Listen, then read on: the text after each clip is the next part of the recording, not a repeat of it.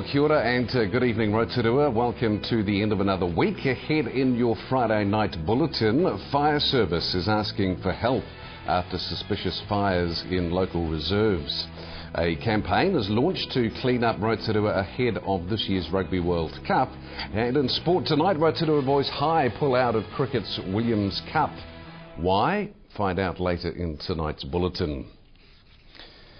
Well, people living near dry shrublands are being urged to keep an eye out for suspicious activity following a fire at Linton Park Reserve. A large cabbage tree was deliberately set ablaze at the reserve, and Senior Station Officer Jim Prescott of the Rotorua Fire Service says the tree fire was being treated as arson. Mr Prescott is advising people living near open reserves to keep an eye out for suspicious behaviour. The fire service also attended a scrub fire on Whirinaki Road shortly after the fire at Linton Park.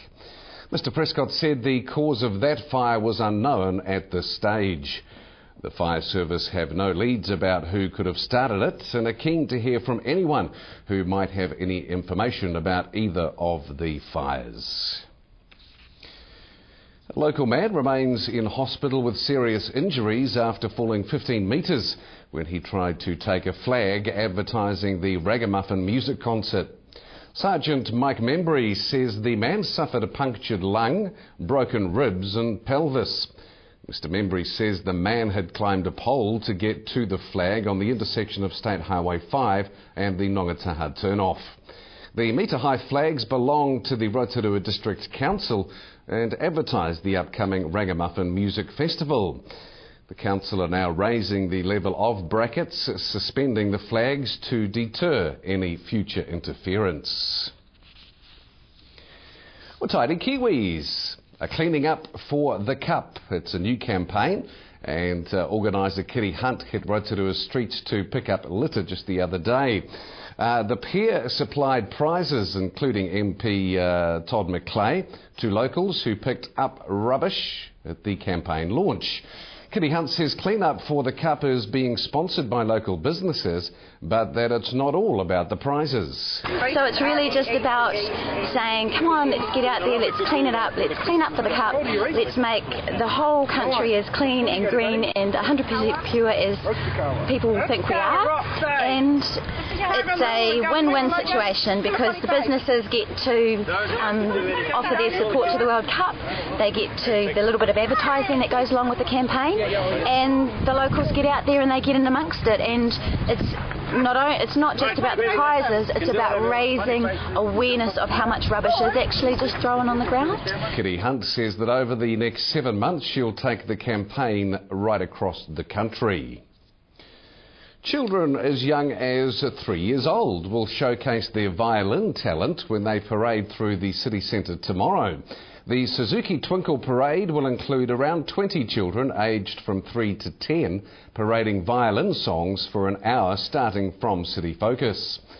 The activity is part of a 6-day-long music camp organised by the Hamilton branch of the New Zealand Suzuki Institute. Camp organiser Tammy Wong says about 85 students are taking part in the camp, which involves learning the violin and cello. She says students come from as far as the South Island and Australia. The Suzuki Twinkle Parade is free and will be held at City Focus from 2:30 tomorrow afternoon.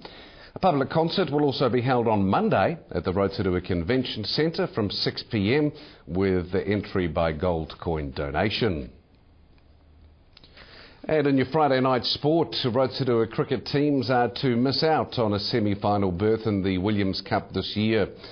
3 of the 4 spots are already snapped up by Tauranga sides, with Rotorua Boys' chance at a finals berth over, as they are opting instead to attend the tangi of schoolmate Bishop Thompson, who died tragically in a jet ski accident last weekend. Bay of Plenty cricket spokesman Mark Webb says it's unfortunate for the Boys High team, but it's totally understandable. The semi-finals of the Williams Cup will be held in Tauranga next Saturday, with the finals following on Sunday. Well, to your weather, Rotorua, how's the weekend looking? Overnight tonight, we've got fine weather, light winds, a low 13. Into the weekend Saturday, fine spells, northerlies with a high 24, another warm one tomorrow, low 13. And through to Sunday, fine spells, northerly winds, a high 24 and a low down to 14. To the marine forecast, to Lake Rotorua Saturday, winds becoming northerly, 15 knots in the afternoon. Waves up to around half a metre with fair visibility and a few early morning showers about, but they will pretty quickly disappear out of town and fine weather will continue. If you did miss any of tonight's bulletin, you want to catch up on the stories that were in there, you can do so again by logging on to tvrotorua.co.nz. Click on the link there just on the right hand side that says View Latest City News, and the bulletin will be available there for you to re-look at.